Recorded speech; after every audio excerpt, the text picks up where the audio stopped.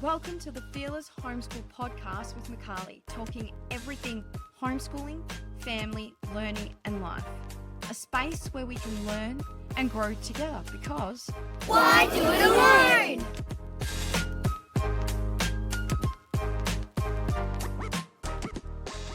Welcome to episode 5, season 2 of the Fearless Homeschool Podcast, the season where we're discussing reclaiming learning. And as I say each episode, although you can jump in wherever, I have designed this season to be sequential. So if you can, listen from episode 1 and follow along. One of the most persistent fears that show up when we step outside the system is the idea of falling behind. But behind what, and who actually decides the timeline? Today's conversation is all about unpacking that myth, looking at the timeline illusion, the conditioning that keeps it in place, and the invisible comparisons that make it feel so real. And I'm joined by Sara from Happiness is Here to explore what becomes possible when we begin to question those assumptions and trust a different pace of learning. But before we dive in, the team at Reflective understand how much of this fear is tied to the mental load we carry as parents, constantly wondering where our kids are at and if we are doing enough. Their double impact learning engine takes on that heavy lifting. It provides real-time insight into your child's learning so you can actually see their growth without relying on external timelines or constant comparison. If you're ready to explore it, head to Reflective Home and start your 2-week free trial. Use the code FEARLESS10, all capitals, for 10% off your first bill. Now let's get into the conversation. Welcome to another episode of the Fearless Homeschool Podcast. Today I'm joined by Sara, an unschooling parent and writer behind the blog Happiness is Here. Sara supports families to move away from fear-based ideas about learning and towards true trust, connection, and curiosity. Through her writing and social media, she shares what self-directed learning looks like in real life, offering thoughtful reflections, practical resources for families who want to approach education more intentionally and with greater confidence. And I'm really excited to be unpacking this conversation about the myth of falling behind with Sara, and also exploring the perspective in a companion episode with Richard from Maths Pathway. Looking at this idea from both outside and inside the traditional model gives us a richer and more balanced lens about what falling behind actually means. Oh, I'm going to have to delete that because it's going really slow. Okay, here we go. In this episode, we explore one of the most persistent worries parents carry when they step outside the conventional system, the fear of falling behind. Where does this fear come from? Who defines the timeline? And what happens when we start questioning assumptions that learning must follow a single path or pace? Together, we unpack how the idea of falling behind is often rooted in comparison and conditioning than the child's actual capacity to learn. And we'll talk about trust, developmental readiness, and what becomes possible when families shift from measuring progress against external benchmarks. After that intro, welcome, Sara. Thank you. If you haven't heard Sara before, she's been on my podcast. She's been part of our summits, and she's a regular fixture for a reason. She has a fantastic message that I'm excited to discuss with her today. So before we get started, do you want to just give us a little bit of background about yourself, Sara, and where you're at today? Yeah, we live in Queensland, Australia, and I have 4 daughters. The oldest is 17 and almost 17, and then almost 15-year-old, a 12-year-old, and a 10-year-old. And we have always unschooled, so none of them have ever been to school. And I guess, like we were just talking before we started, that we're kind of like one of them, my oldest, is past compulsory school age where I live now. So, we made it. Yeah, so we really believe in and enjoy unschooling and just living with our kids and letting them be who they are. And so I write a blog about it. When my kids were younger, I decided to start that because I felt like it was just luck that I came across the idea of unschooling because I read something and I was like, I need to tell more people. This is so good. Everybody needs to know. If they only knew, they'd all do it. Yeah, so I write that and I share other resources and things about how to live this life. And yeah, that's me. Sara's amazing in a lot of ways because she's debunking a lot of myths like this in a very eloquent way. So instead of it's so easy to understand where you're coming from. It's well thought out. It's well intentioned. What I love about usually what Sara puts out there is it's not this us against them thing. It's just that this is us type thing. So it's well worth a read because we can, I think, in anything in the world, when we're doing something different, we can get quite defensive sometimes, or humanity can get quite defensive about it. But the way Sara comes from it, which is why I've obviously invited her to one of the bigger topics of this episode, of this season, is because it is not that. It is just, hey, this is how it is for us, basically, which is beautiful. No worries. So let's start. This is a huge one to unpack. So I'm going to give a few topics. And for anyone following along, you know we've spoken about the history of school, which was a huge episode, the hidden curriculum, and you got to hear 3 different perspectives. And then I've just spoken to Rachel about deschooling and the fact that journey, and one of the things we spoke about, Sara, is that there's this whole, I think, myth about deschooling that, you know, your school kids especially if they've gone to school, they've been in school for 3 years, then you need to de-school for 3 months. And right, yeah. You've heard that. Description. Yeah. And I'm like, that is the most school-like thing we can actually do about schooling. True. So stop putting so we were speaking about the fact that deschooling, even if your kids haven't gone to school, you're deschooling because in some way or form you've lived in society which is very prescriptive. Mm-hmm. And so the next step here is, okay, so let's debunk some of these myths. And one of them is falling behind. And we're going to talk about things like timeline illusion, conditioning through repetition, invisible comparisons. And I've spoken a lot about this through the episodes. This idea that John Taylor Gatto coined very, very minutely about brainless competition when he talks about it. And then why it feels so personal when we're thinking about this idea of our kids falling behind, and a whole heap of more stuff. So let's dive into this because you obviously come from the total opposite perspective to schooling. So what's your thoughts on this whole timeline illusion that the school system has literally just plucked? Because if you look at it, it doesn't connect with developmental stages really at all. Yeah. Thank you.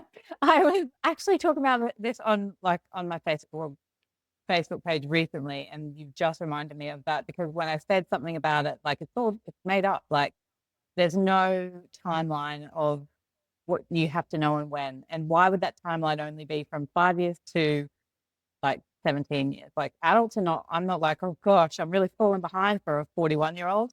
Where are my standards? Like, what am I supposed to be doing at this age?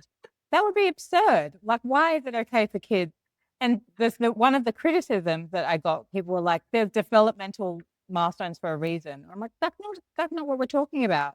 We're now you're thinking that, like, definitely developmental milestones are a thing. And, you know, that's important. But school is not the same thing. That's just, people have made up what they think we should learn. And it changes all the time. Like, what do we think we should learn at age 6? Just, you know, random list of things. Like everyone has to learn the same things at the same time.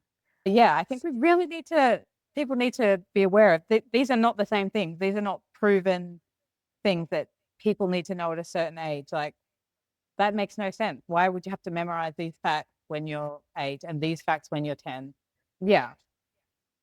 The timeline. Really, age has been plucked out for obviously the necessity for starters that families and parents need to go back to work. So we've got kids, if that's the choice, like the necessity and choice. Yeah. So there's a whole lot around, okay, we need to get these kids, you know, into daycare and then, well, the next thing is school and all that sort of stuff. But if you're looking at school systems that are actually doing well and above and beyond and better than us, they're delaying a lot of the stuff we're doing. They're taking off as much pressure as possible. Like, this is not good for our kids. And I think that's just, I was really thinking, wow, they've sold this really well because people believe it now. People think you must learn to read at this age.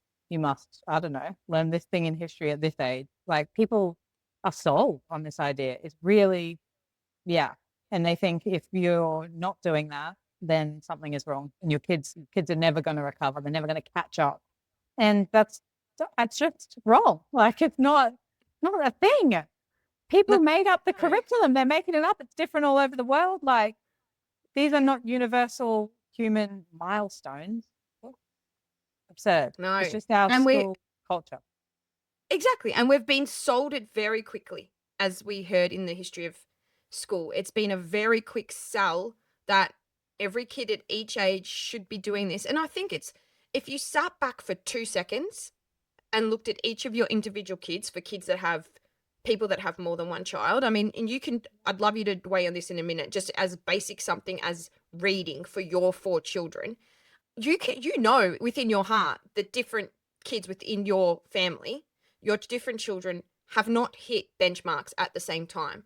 But we're so quick to worry about it. And really weirdly, more academic stuff than anything else. Like, if my kid's not throwing a basketball until 10, nobody's really concerned. And most schools are just as important, I would suggest, in terms of, future development.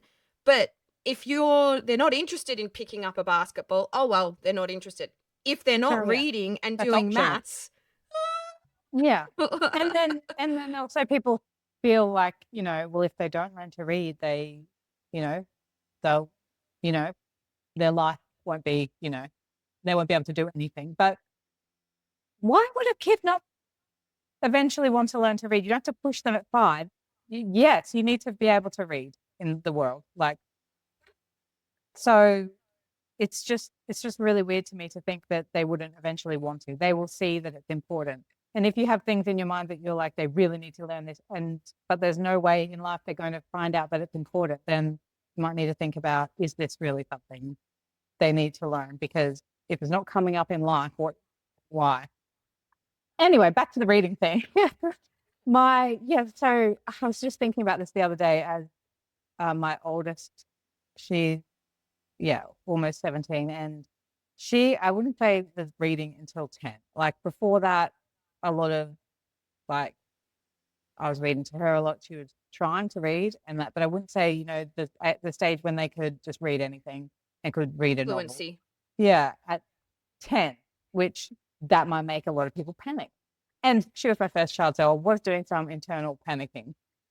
Just, be real, we're not all just calm, like, doesn't matter. Like, we are also, like, I went to school, so, I was stressing.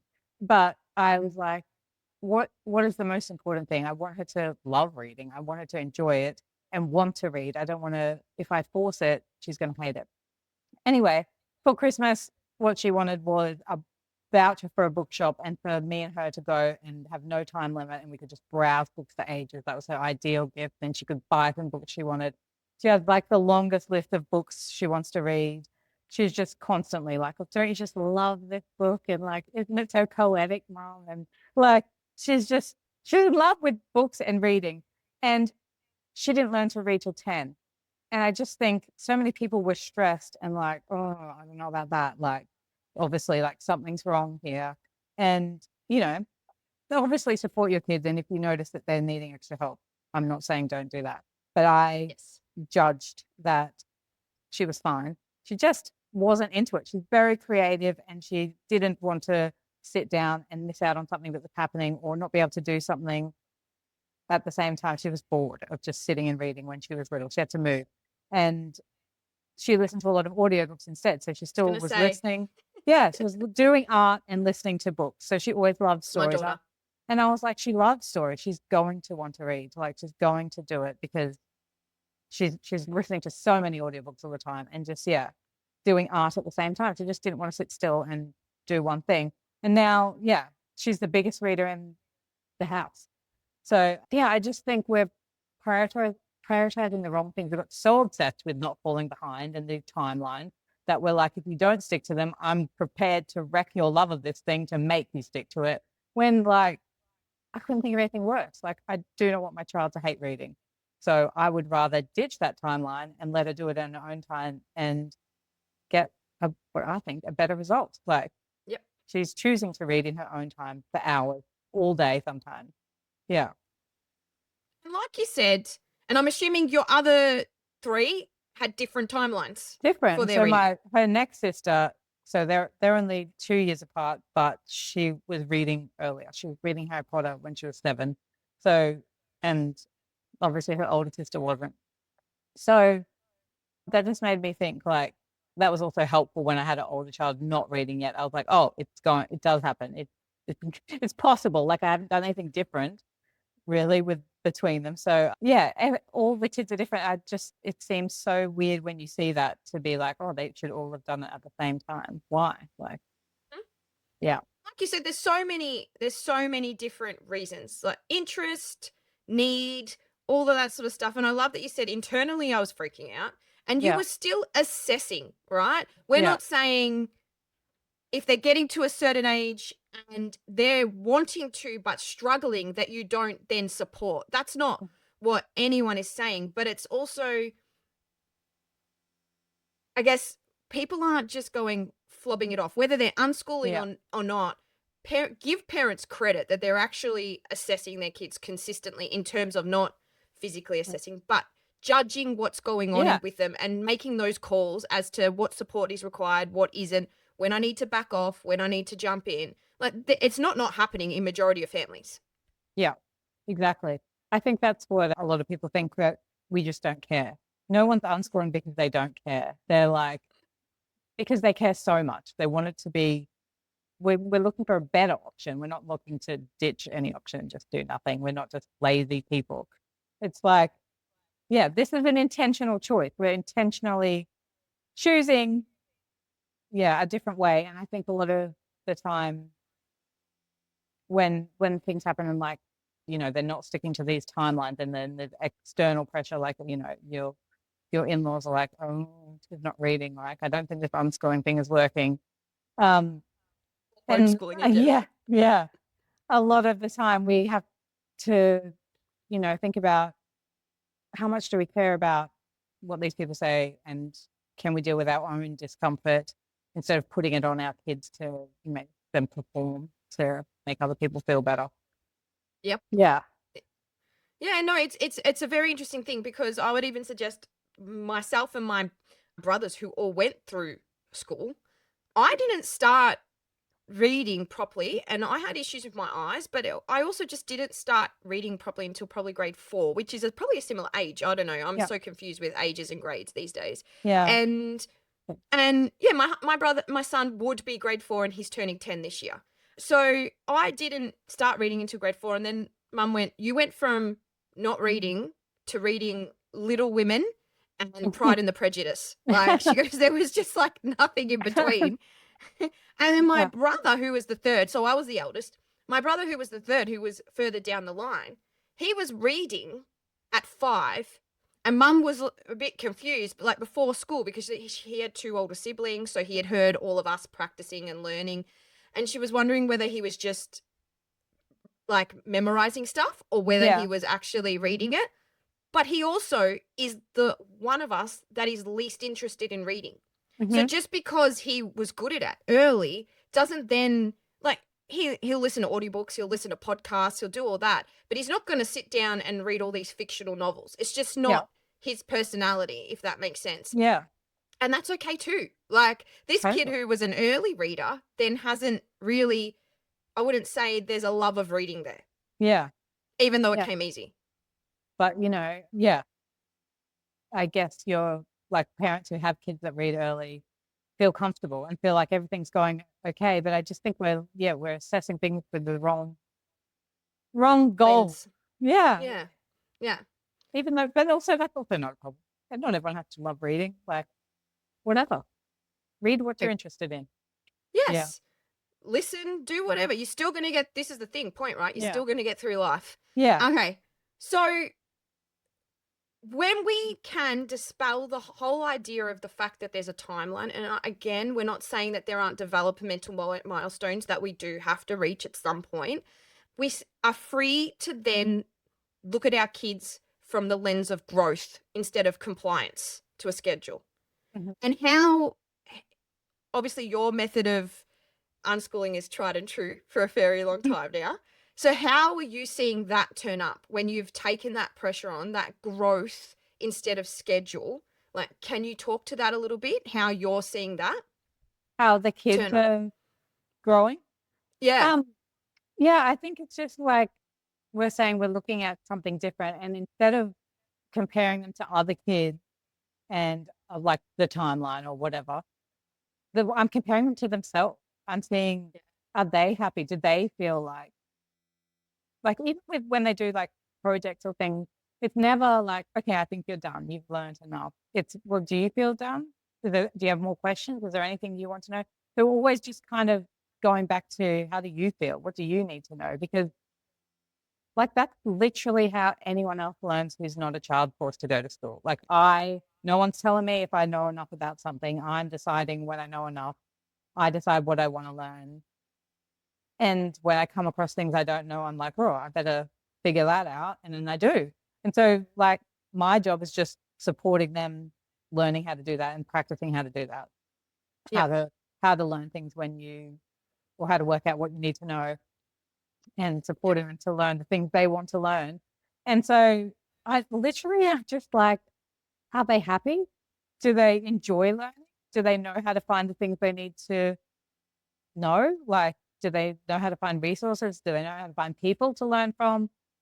I just want them to meet their own goals. So like, yeah, I guess Learn how to learn. Yeah, learn how to learn. If you know how to learn, then you can learn anything. Like that's literally, you don't need to memorize any facts.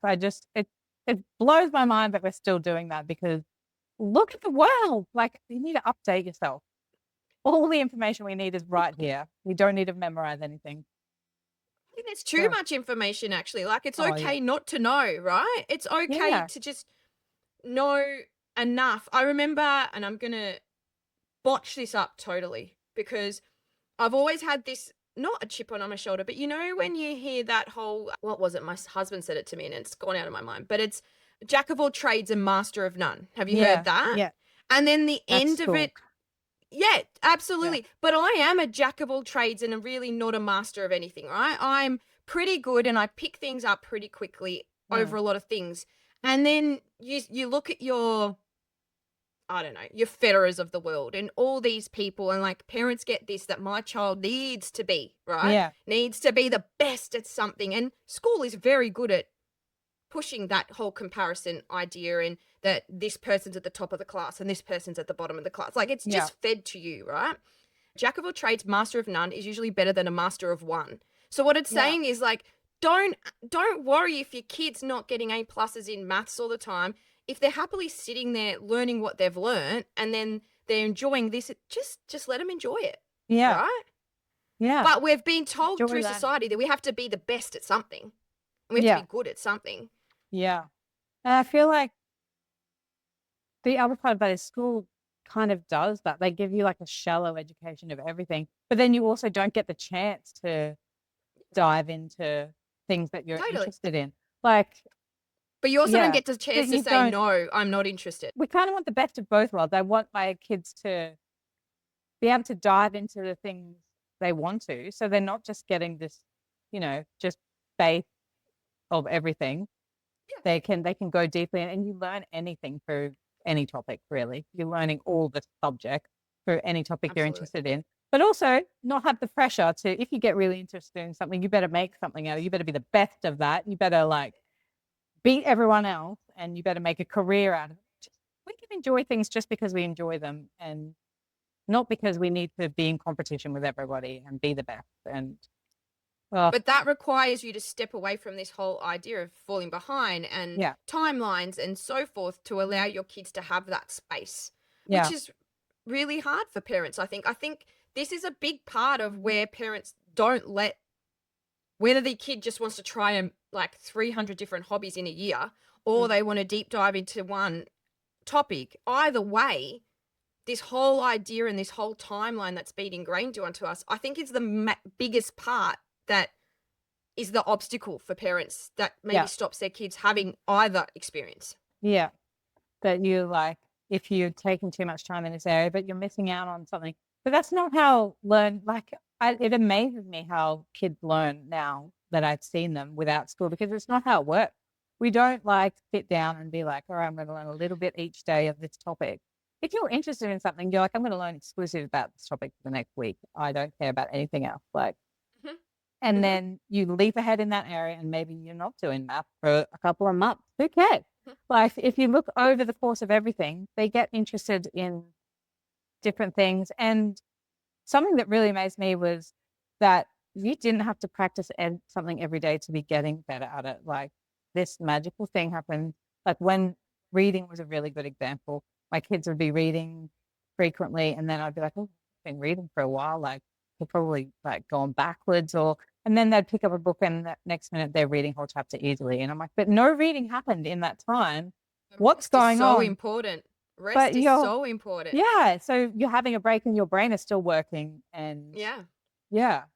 but in school, I guess if you're going to be, you're on a timeline and you're sticking to it, and you're not getting a chance for that. You don't get a chance to dive into ideas that are really interesting and immerse yourself in them. And you also don't get a chance to rest from ideas and work through them in your mind, Mhm. even unconsciously.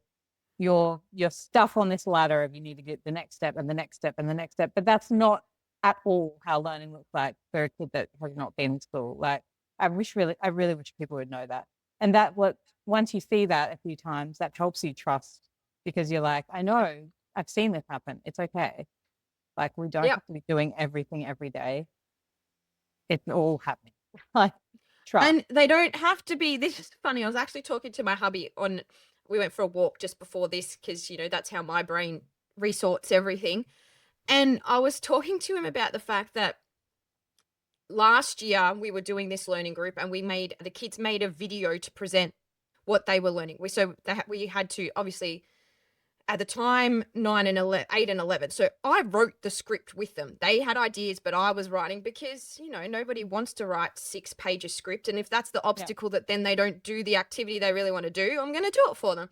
So I was writing the script, but they got to watch me structure a script. I didn't say, this is how a script needs to be structured. Yeah. And this is the definition of a script. Then when we were filming it, we were having to talk about tone and pauses and inferences and all these type of things.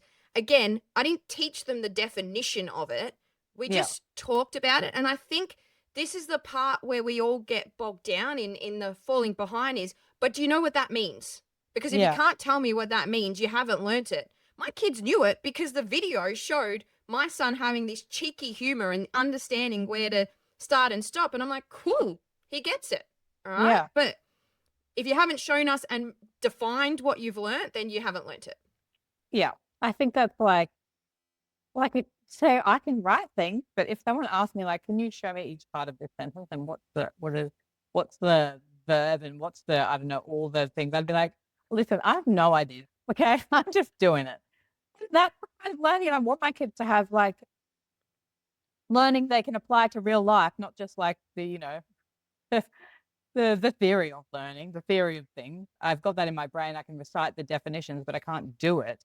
We're doing the doing part, and who cares about the definitions? School's doing the opposite. And then kids come out and they're like, I don't really know. I don't really know how to actually do anything. I know how to talk about it. Like, wow, what helps that to anyone?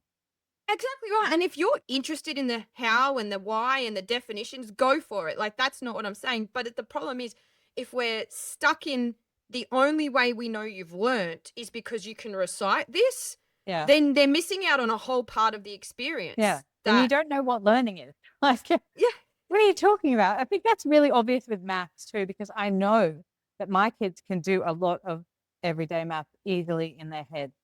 And then anytime, like some of them, especially when they have got something like a maths problem, and I know it's something they can do easily, they do it all the time, but it's out of context, it's just random. They're like, I don't understand. This makes no sense. And I'm like, well, it does. And a lot of them are trying to trick you as well. I'm like, the question. I'm like, it does make no sense.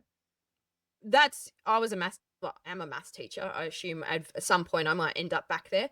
But I am a maths teacher, and that was why one pet hate about, like, so I taught maths methods in VCE, and I'm like, the whole point is because they're trying to rank you. That is the whole point. We're trying to rank you. So we have to trick you so that only 1% get this answer. So I'm not asking what knowledge you know. I'm trying to find the most minute thing that could be, this most minute thing that I need to test you on, basically, to see if you rank number one or if you rank all the way down the bottom, because you need to get your bell curve within the Right. in the classroom, right? So I have been very specific, because we use for my kids, based on some of the learning support my kids need, we have like a maths workbook. But it was a very intentional thing for me that I had to try and find, because I wanted none of that. I wanted Yeah. something that this is how you learn it and this is how you do it, so then we can move on and just use it, basically. Yeah. But a lot of, like you said, in maths, a lot of it is about, well, can you work out the most complex version of this? Yeah. Yeah, sweet, if you need to, but do you? Yeah. I don't know. And yeah, I just am like, how is that caring about kids It's not. learning the actual thing, trying to trick them? Yeah. Oh, gosh. No, I People are get always it. like, kids need to know these things. And, we care. This is not caring. This is not caring about actually kids learning and applying things to life. This is caring about test scores, and Yeah. I don't care about that. My kids have never You- done a test in their life. You've taken me to the next Oh, part of it. So, like, we'll come back to another part, but you've taken me to this invisible comparison, okay? Invisible comparisons that are happening constantly. My kid gets to stand up at assembly and they're the kindest person of the week certificate. And don't get me wrong, kids need to be celebrated. We all want to be celebrated. We all want to be given confidence. But there's the report cards, there's certificates, there's reading levels. Like, there's, like, I mean, you're on socials now. I don't know if you see the back end, but we have Instagram milestones depending on what you Oh, yeah. like post and stuff, not right? me. It's yeah, not me neither. I'm like, that's terrifying. Oh, But it's everywhere. It's society in general. So this is not just school. This is everywhere. So that whole invisible comparison machine is all around us in society. So when we're trying to homeschool, if we're choosing to homeschool, how do we sort of debunk that myth in our head so that we don't even like think about it? I feel like it was probably very easy for you, because you were very intentional that this is how I want it to be, and you made that decision and you went with it. But for everybody else, how do they get comfy that there is no report card, there is no certificates, when society around them is saying, hey, this is how we show that we are where we are, if that makes sense. We need to by compare. beating other people. Well, I think just when you're talking, all that I was thinking in my mind was, well, we're doing all this because we've killed kids' motivation. Like, you've made it so boring that you have to force them to do it, and you have to externally motivate them with all these prizes and rewards, and feeling so great because you beat other people. If you step outside of that, like, I would just say, try it, because you will eventually learn that kids don't need to be motivated to do things when things don't suck. Like, when it's not so boring and you're not forcing them to do things all the time. So we unschool. So I'm not forcing my kids to learn anything. I know that sounds wild to some people, but and the first thing people think is, well, they're not learning anything. You think that because you remember going to school and you knew that if they didn't make me do this, I wouldn't do it. But learning doesn't look like that. And kids want to learn. And they're so motivated. My kids wake up every day and they're onto whatever their project is, whatever they're learning about at the moment, whatever they're interested, whatever they're creating. And so if you just step back and, go through the deschooling phase and pay attention to how motivated they are, and like really make note of that and let that sink into your brain. Like, they become so motivated after if they've been to school, that might not have. They're probably like, thank God I don't have to do any of that. But after a while, you will see kids want to do things. People want to do things. If we're all lazy and never wanted to do anything, the human race would not have got very far. They want to, and they're so motivated. And once you see that, then you realize you don't need to reward them. You don't need to try and make it better. Learning is fun. Learning is the reward. And I think the hardest part is that other people and outside perspective, even for the kids, like, they have people when they see people at school, they're like, oh, but don't you know this? But don't you do this? But don't you have to have a test? So do you know anything? Do you learn anything? And they're getting that message out, unfortunately. But surround yourself with people who are trying to do the same thing. Join a homeschool group, be part of it so that you can have a new normal. Like you can, somewhere Totally. where people aren't being compared all the time. Because like we use workbooks, right? For our maths. And someone said, so I've told a mate, this is what we use, and she's looked at it and she's like, awesome, and she's using it. She goes, so when do you use the test book? I'm like, I don't. It hasn't even come out of the plastic. No. Like, because that's not why I'm using it, if that makes sense. And it's okay. I'm like, have you seen them use the skills somewhere else? Have you seen them do like the piece of work they're doing? She's like, yeah. I'm like, they can do it. Done. Your schools need tests because no one's paying attention to each child. They're just But you at home, you're paying it. You're there. You know what they're doing. You don't need to test them. You can see. Yeah. And if you continue to compare in homeschooling, and it's something I think it's one of, like we're saying, these myths are falling behind. These are the hardest things to get comfortable with. Like, this is not supposed to be easy when you're choosing this. Yeah. Because it's been ingrained. But for 12 years of us, we were taught this. Yeah. I mean, I was a teacher, so for for longer.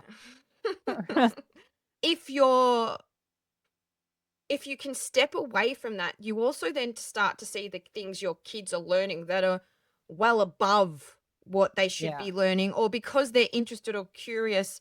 The amount of discussions I've had with my kids, and they're talking about stuff, and I'm like, oh, I didn't know that. Really? Like, is that what happens there? So often. Like, where do they learn these things? I don't even know, but it's happening. I'm just trusting. The thing that they've learned to learn. They've learned to pick up on this, instead of waiting and sitting for me to feed them information. When they hear a conversation that interests them, they'll step that way and they'll continue to ask questions of that person. Yeah. They've learned to learn, right? Yeah. When my daughter's drawing, she will now come in and say, oh, Mum, this looks a bit weird. And I can't draw to save myself. So, but she'll come and have a conversation with me to get feedback because she's decided she needs feedback right now. Yeah. Yeah. It's so cool. It is. It's really cool. Do you know what I mean? But you do need to trust it and deal with the fact that I think for a few years you feel like you're going backwards instead of forwards while you get comfy with the way learning looks. Yeah. We have always unschooled, so I feel like it's a bit easier for me. But I think that would be really hard because you've been used to, you get these report cards and you get all this and you don't get anything we get a lot of fun. And so, but I would just say, just jump in. Like you'll see, it might take a while. Like you don't get instant feedback, but eventually you'll see how like kids love to learn and how they learn so much through everything. It's just one of those things you need. Sometimes we need to see to believe, and you just need to get on with it. Totally. Totally. Make them know. And how about your kids though? Like obviously you've said you've surrounded yourselves with people that think alike and all that sort of stuff. Have they ever gone, oh, I didn't get a certificate for that? Like I haven't gotten. Has it been something that you've had to unpack with them at all? Because it's already happening around you, right? Yeah, but no. I think, I've been asked before, like if I told my kids, like, school is bad, you shouldn't go to school. And honestly, no. Well, actually, with the older ones now, we've had some more discussions. But when they're little, I was not telling them school is bad, like, or anything. I was letting them make up their own mind. But kids who go to school do the job for you. The reviews are in, and they're pretty bad.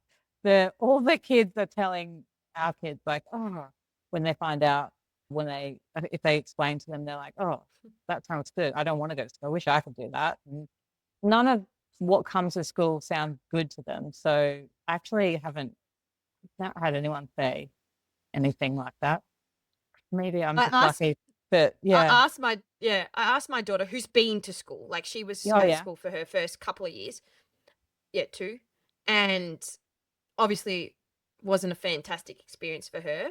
But I asked her, because now we're doing the transition into what would be secondary school. So her basketball mates and her local mates, because we don't have a lot of homeschoolers right in our community, like not far away, but not in our, walking distance type thing.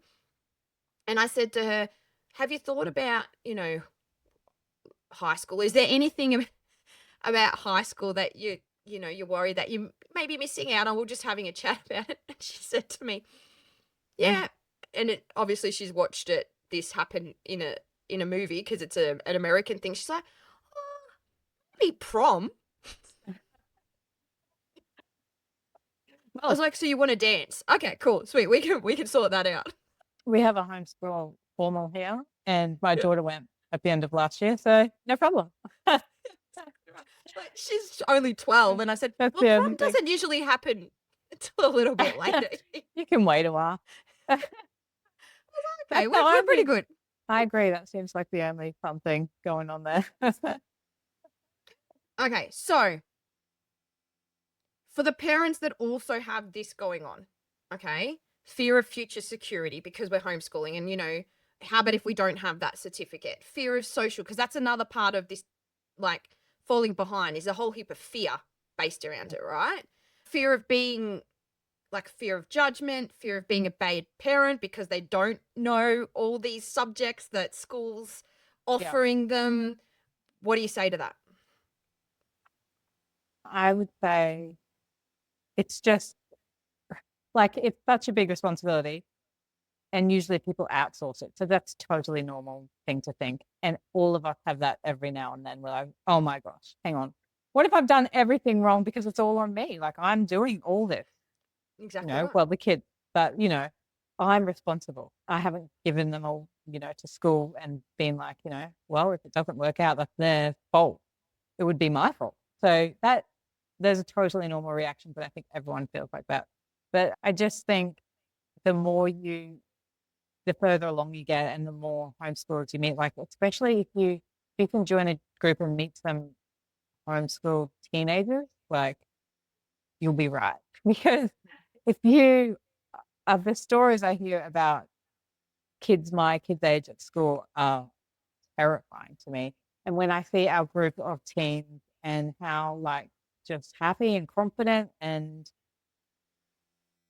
just great people they are, I'm like, thank God we did this, because the results are good. But I just think that's a totally normal reaction to being the person who's taken on this responsibility, and most people don't do it. So there's not that, maybe in your family no one has ever homeschooled, there's no one to relate to that, and they're probably telling you, if it gets hard, just put them in school. Absolutely, because it is. I said this in an earlier podcast. I'm like, I have said to my hubby, once a week, I could use 6.5 hours to get stuff done, right? Like, yeah. And so it's like, if it gets too hard, there is that in your head. Okay, there's always that backup. Like, I've always got that, and that's cool. Like, if that's what's needed, go for it. That's not an issue. But I think you have to get, and we'll get deeper into this back in later on with another episode, is what are you trying to achieve? And if you're trying to achieve academic success in your homeschool, then there's ways you can do that.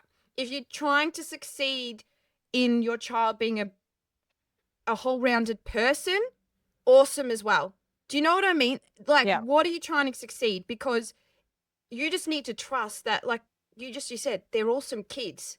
Like, they're awesome humans. And if that's what you're trying to succeed in, it probably doesn't look like that they're in the top 1% of the maths class. Yeah, but if you talk to a homeschool kid, I just think, like, the reaction I get from a lot of people is people are surprised. Like, oh, my kids are talking to everyone. They want to have a conversation. They're interested. They're asking questions. They have stuff to share. Well, me as a teenager, if people are like, how's school? That's good. That's it. My kids are like, well, I did this. I'm working on this. I'm reading this. I'm thinking about buying this. What about you? Like, people are like, wow, okay. It's just like, it's a whole different thing. I feel like the solutions thing is go and meet some homeschool kids, and you'll be like, yes, this is what I want for my child. It's very reassuring. And there's no such thing as falling behind. I like how Julie Bogart says there's no educational emergency. Like, no, even if you think, oh no, we really missed that and that's something they need now, do it now. Like, it's not an emergency. Well, you do that, don't you? I spent my whole schooling career having to do, like, I mean, what do you do it to? Year 10, whatever, geography and history, right? I didn't mind history. Geography, I still could not tell you many capital cities of the world. I don't know. No, I did not do that. And I also it's actually not interested. So it's never going to stick in my brain. If something happens somewhere, I'll be like, where's that? Like, but it's not something that I just want to know. So no, but it also doesn't mean you've fallen behind in the sense where we have a globe in our family room. We have 4 different atlases because we just have, I don't even know where we've got that many. Because we love books and things. Yeah, exactly right. We can't help ourselves. Like, different versions of atlases, ones that are dealt with like the natural, like how that part of the world grows or is not grows, but the different terrains and stuff. So they're based on that. There's one based on continents. This one's really good for me because I have no idea. So, and the kids just float in and out of that stuff, if that makes sense. So they're not falling behind. They're just not following a timeline. I feel like they're ahead, actually, because you know what? In school, you're like, okay, well, someone has to tell me what to do, and someone has to tell me, well, they haven't taught me that, so I don't know it yet. But our kids are like, well, I don't know that yet, but here, I know where to find a book about that. I know how to look that up. Yeah. You know, and now my kids are older and like out in the world and they're doing some things. I'm getting some feedback from people who know them and they're like, wow, they're really personable. They're really like they're proactively. Yeah. They have initiative. They have initiative. Yeah. And they're giving things a try. They're not afraid to make mistakes. People are telling me this now when they're out. And so I just think that, to me, is they're ahead of, they're not waiting for someone to tell them what to do. They're not unsure and afraid of making mistakes. They're giving things a try. If they don't know something, they're like, I'm going to ask, or they're not afraid to ask. They know where to find the answers to things. It doesn't matter that there's not anything they weren't interested in. They did not stick in their brain. They did not memorize random facts to recite because that's not what they're relying on, what other people told them. They're relying on their own resources, and what they've practiced is, if I don't know something, I know how to find out, and I'm not afraid to, and I can speak up for myself. That seems ahead to me, I'm saying. Absolutely. And I think you've hit on a few things there, right? Mistakes aren't seen as crap. I got a D because I didn't understand this. And next, like, we in the education system, we say mistakes are learning, and then we go give them a test, right? Yeah. So, well, you know, your D is learning. You learned that this is what you don't know. Like, do you know? And then you don't get another chance. You're like, mistake and fail, and not like mistake. And let's look at that a bit more. Let's make sure you learn it. It's just mistake, fail, next level. What? And we brought that in at one of our schools where, as much as you could in the system, it was, we have a test and, okay, you didn't work out on this for the next 2 classes, because, again, the curriculum is so full. Miss will help you, like, look at these different things that you haven't learned, and then I'm going to give you a supplementary thing, right? And then if you can show me it, we can add to your mark. But we're still having to add to your mark because we have to have a mark because we're in the system, right? So my kids don't ever, and it's taken my daughter a while because she was in a system like that, and it was one of the reasons we came out, because of how she was assessing herself against others, to understand that we're in our own timeline and mistakes are just part of it. And sometimes even mistakes to the point which, even if you're not using curriculum, even if you are using curriculum like we use, or some of it, not much, but for those that do because they feel the need to, it's okay to go, oh, this is really hard right now. And us trying to push this is going to actually make it worse for our child's learning, not better. because then they do feel like they're behind, and put it aside for a bit and then come back to it when they're ready.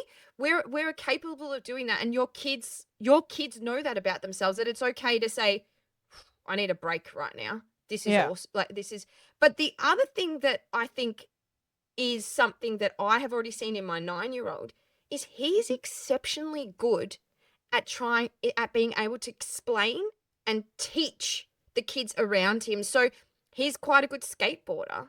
And when his mates that have never jumped on a skateboard like, he gets a lot of time to do it because he's at home and stuff. And one of his mates that goes to school, or another mate that's starting to learn, he can unpack that skill for them. He has the patience of the world for them because he truly loves it and wants to share it with someone else. And I believe that he is good at that because he's had so much more ownership over his own learning and his own timeline. Yeah. I don't know. What do you think? Have you seen that in 100%. your kids, that they can unpack stuff really well? I think that's like how you know you've really learned something, when you can teach it to someone else. And yeah, I'm trying to think of an example. There's been quite a few things. Sometimes my kids have been like, I'm going to have a little class for my friends and show them how to do this. And like, I feel like they can really talk about what they're interested in and what they're learning and why it's interesting, and in a way that I wouldn't have been able to at school. And I literally would have just been like, well, I need to remember this because that's going to be on the test. Not that bit, don't care about that. Whereas my kids are much more like, they're learning because they enjoy learning, not because of any external reason, not because someone made them, not because I have some goal for them. And so when they're learning it, they're actually learning it. I don't know how to say that, because like at school, I was not really learning it. I was memorizing for a short time to get through something, and then I was forgetting it. But they're actually learning it. So the way that they can learn something and then apply it to other things, and then teach people about it, and it's just way different than my experience. And I think what you're kind of saying is that we can still have freedom to learn and have responsibility together. Like, they're holding themselves accountable. They've got responsibility for their learning. So if you're allowing them to do this, they will actually take that on board, and they will be accountable to themselves.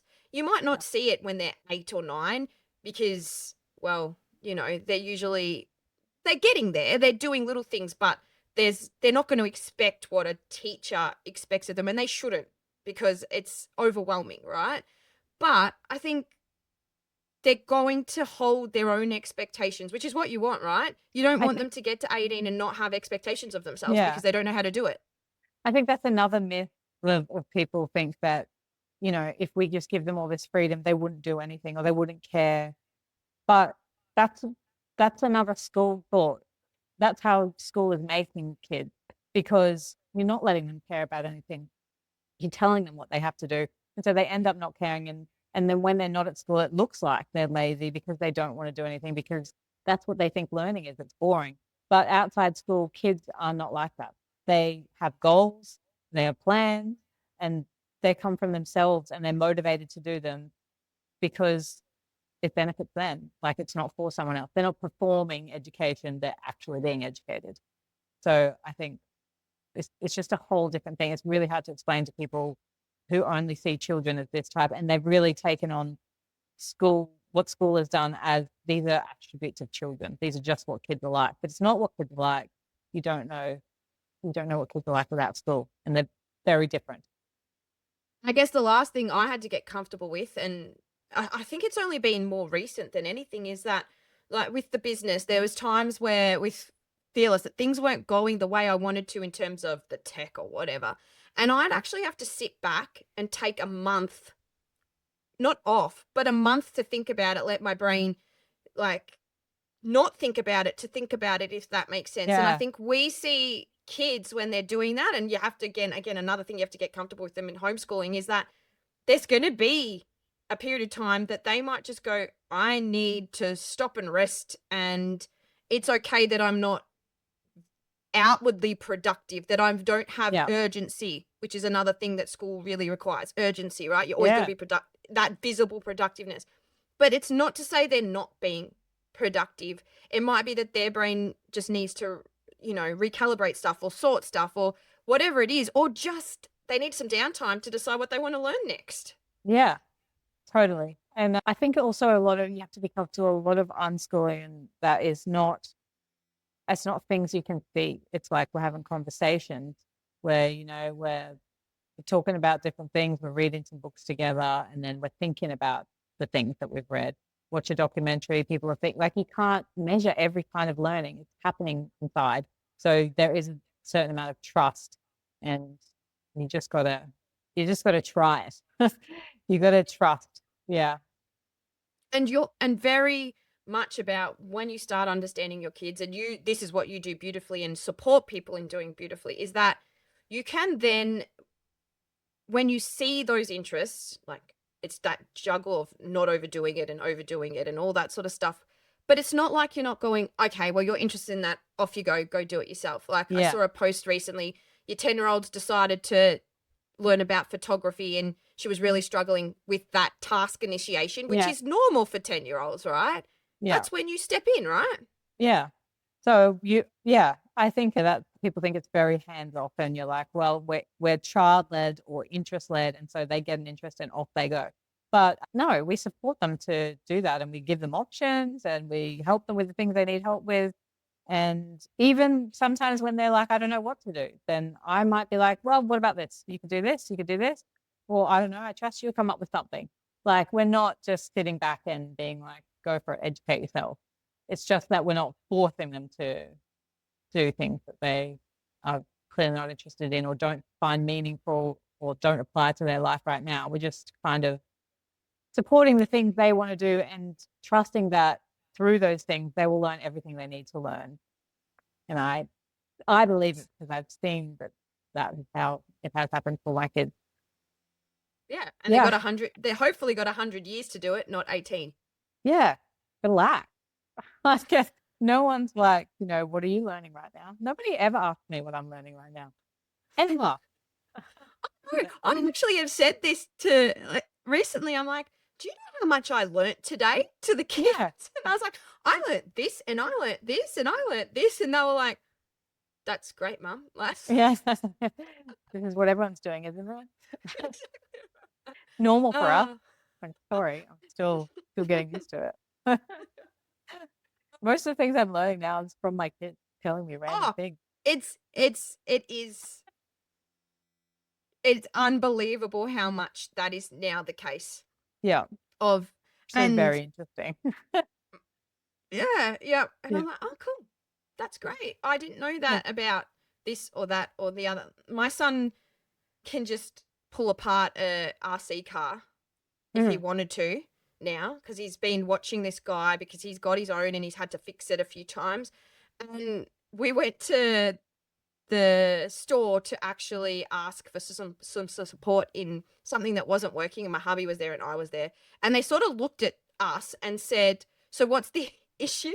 And then he just piped up, this little well, he's not little, but this 9-year-old, and went, I can't remember what the words were, but it's this and this and this and this. And the guy actually just turned around straight to us and said, so do you just want the parts so that he can fix it? And my hubby it was a decent thing, and my hubby said, well, actually, we might get you to do this part, because I think he thought this is actually beyond me to support him, but we'll do this part. And they sat there the other day and they were fixing it, and he knew exactly what was required to do that, and he taught my hubby. That's awesome. I love that. And I love how, our kids are so just confident to be like, listen up, adult, this is what the problem is. This is like that, and people are like, hang on. Yeah, amazing. It's great.